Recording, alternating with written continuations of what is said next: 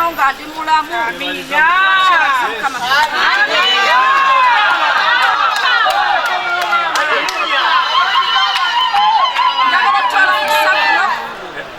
Okwebaza bannayuganda mwenna naddala bannakampala bange nebazamu akensuso. Mwebale kunsabira, mwebale kunnambula, mwebale kubeera nga buli ddakiika mugamba nti Mukama Katonda suusa shami mu malende. N'ekirala njagala okwebaza ennyo omukulembeze waffe Robert Kyagulanyi Ssentamu awamu ne maama Babi Itungo bwe baalabanga obulamu buggwerera bajja ne bantuuza ne baŋŋamba nga tulaba obulamu bugenda.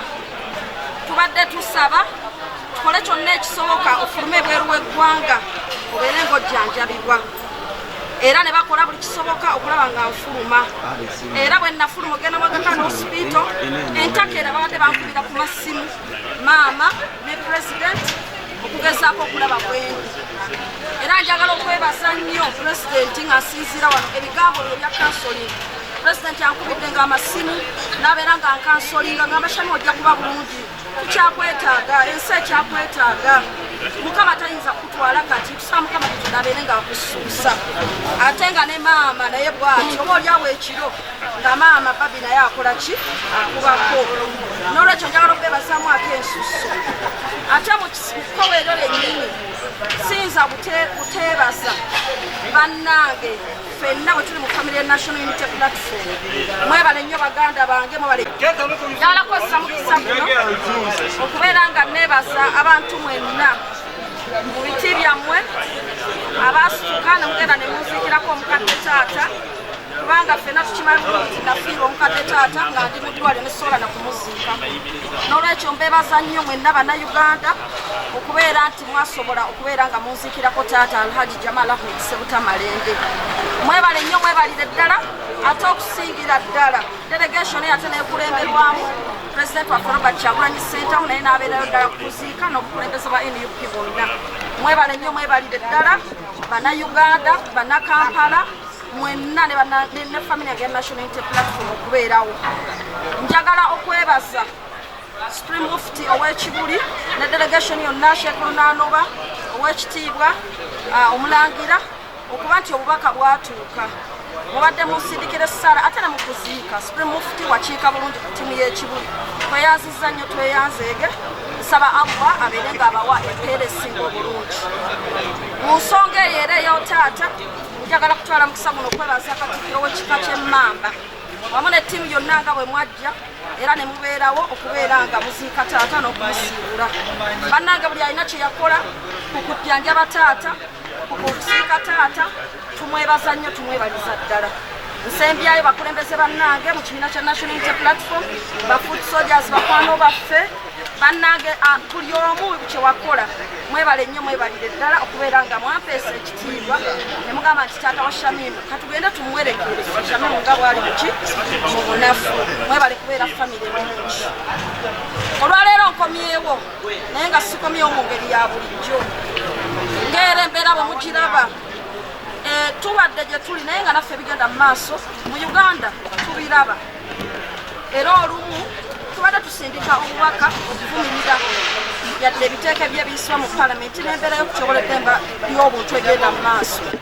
N'olwekyo nkomyewo olunaku olwaleero nga nkomyewo n'obubaka obw'okwekalakaasa okw'emirembe, era ng'okwekalakaasa okwo kulimu okuba nti nasazeeko enviiri zange zino zonna ng'emuziraba, era n'ennyambala ne atayo eno gye mulaba eringa efaanana ey'abasibe, ng'okwekalakaasa kuno nkukola okulaga nti tuyimiridde wamu n'abasibe ab'ebyobufuzi abasibibwa nga tebalina misango gye batuza.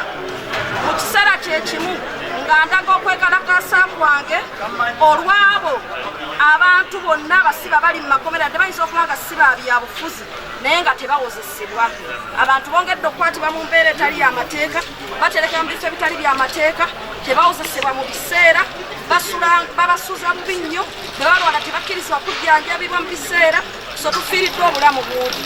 Kyokka ate ng'ekisinga okwewuunyisa nti ate bannabyabufuzi oba abakwatibwa ku nsonga z'ebyobufuzi ate bo bannange kiyitawo nnyo n'olwekyo olunaku olwaleero nga Shamimu Malende nze nga ndabika bwe nti era nga nsaba bannayuganda bonna buli ali mu mbeera ey'obusibe abeere nga agoberera ekintu kino okulaga bannaffe abali mu makomera tutimiridde wamu nabo buli asobola asalako enviiri zo yadde nga toli musibe tusobole okuyimirira ne bannaffe tubalage nti tutambula wamu nabo era tulumirirwa ekyo kye bayitamu. Ekyokubiri tugenda kugenda mu maaso n'okutalaaga okulaba nga tuyamba abo bonna bonna abali mu makomera ku bwereere ng'era enkola yaffe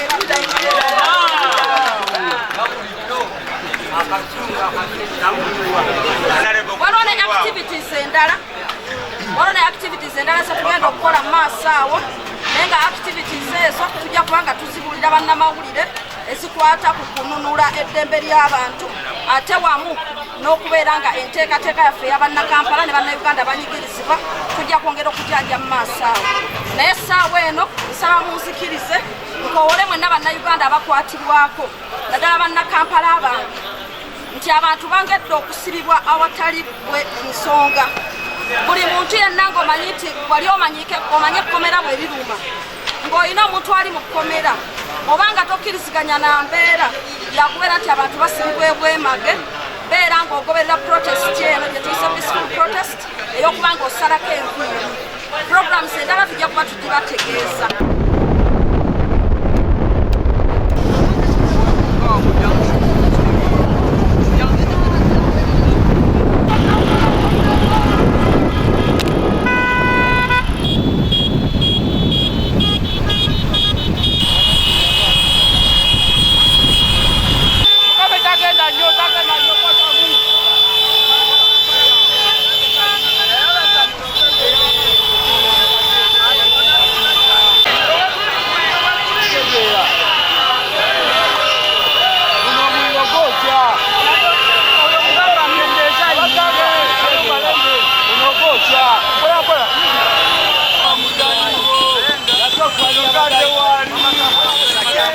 Abantu bamunyuze mu buli mbeera abantu bonna basanyagedda bonna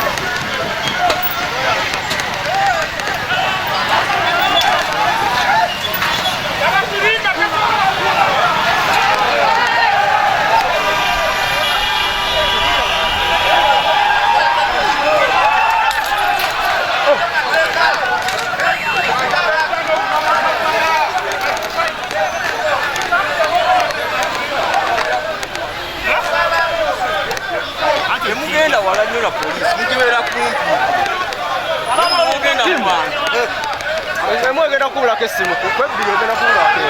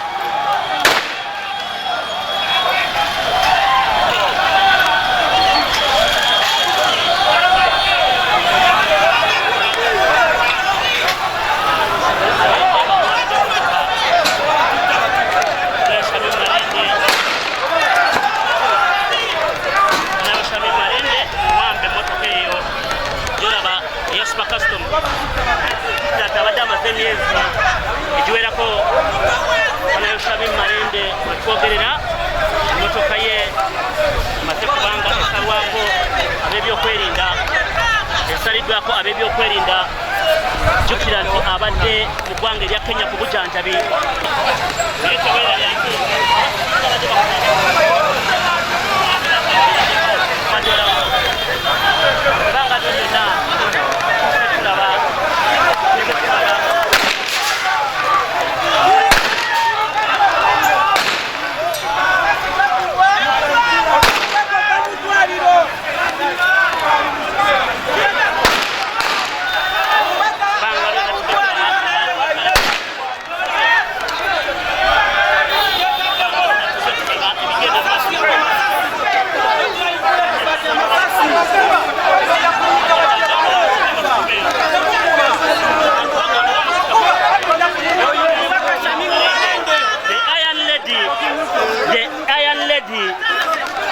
abagambye wenakoma wentandikira eno ye people power headed by His Excellency Robert Kyagulanyi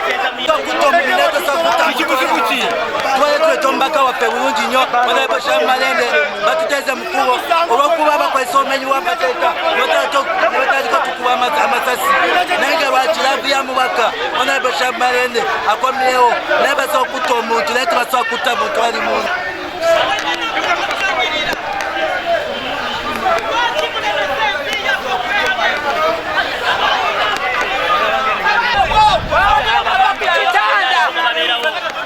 Lwaki mutulemesezi yaffe abayana mutu baleka wano ne bayitawo twaniriza mwana mulwadde ku kitanda mumuleka ayitewo mumukolerere lwaki mutufuga bubi